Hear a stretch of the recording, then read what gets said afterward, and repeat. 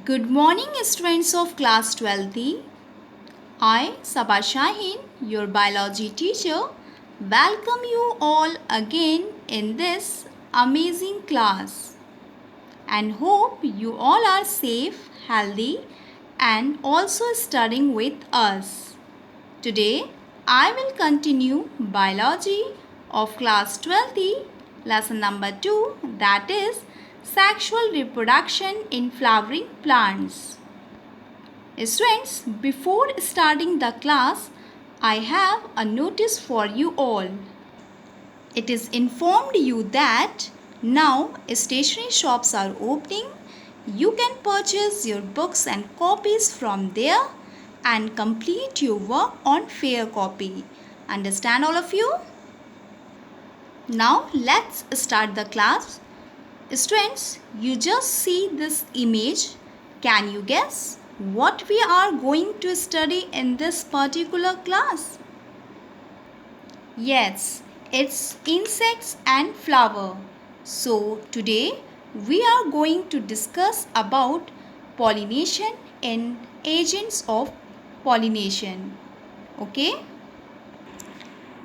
It is embryo sac, diagram of embryo sac. And today firstly we will discuss about the structure of embryo sac. Students, embryo sac consists of 7 cells and 8 nuclei. Here you can see this. An egg apparatus, this is a group of 3 cells situated at the micropylar end, and the centrally located cell is called egg cell. Okay. Egg cell has a large vacuole at its upper end and a prominent nucleus near its lower end. Okay. On its side are present two synergids. Look at here. On each side of the egg cell there is two synergids. Okay. Polar nuclei are situated in the center of embryo sac. This is polar nuclei. Look at here.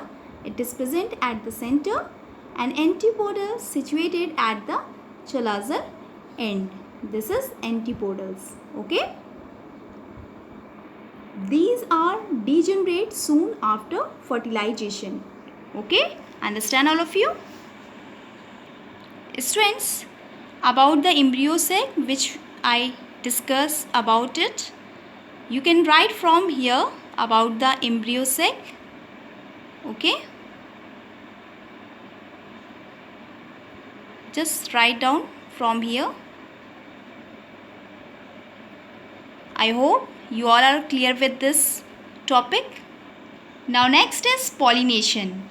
Transfer of pollen grain from anther to the stigma of the flower is called pollination. It is of two types. Okay. Now types of pollination. One is autogamy, or we can call as self-pollination, or allogamy, which is also known as cross-pollination. Autogamy, if a stigma is pollinated by the pollen of the same flower. Okay. And geitonogamy, when the pollen of one flower pollinated the stigma of a different flower but on the same plant. Okay. This is now allogamy, when the pollen of a flower pollinates the stigma of the another flower which is present on a different plant. True cross pollination is xenogamy. Okay. There is involvement of two plants and there is involvement of only one plants. Okay. Now next is agents of pollination. Abiotic and biotic. Abiotic, which is also known as anemophily, when the agent is wind, just like is occur in palm plant, and hydrophily, when it is occur through the water, which is also occur in Valerian area, and biotic, which is involved by the living organism. If it is done by insects, it is called as entomophily, and if it is done by birds, it is called as ornithophily. Okay. Again I repeating, agents of pollination, abiotic and biotic. Abiotic, is of by wind, then it is called as anemophily. And if it takes place by water, then it is called as hydrophily. And if takes place by insects, then it is called as entomophily. And then if it is done by birds, then it is called as ornithophily. Okay, understand all of you? Now it's time for the homework. You all have to learn and write about pollination. Okay, students? Students, after the completion of chapter 2, there will be an online test for you all. So prepare all these topics for your test. Students, again I am repeating that it is informed you that now stationery shops are opening. You can purchase your books and copies from there and start completing your work on fair copy. Okay? So with this, I end my class today.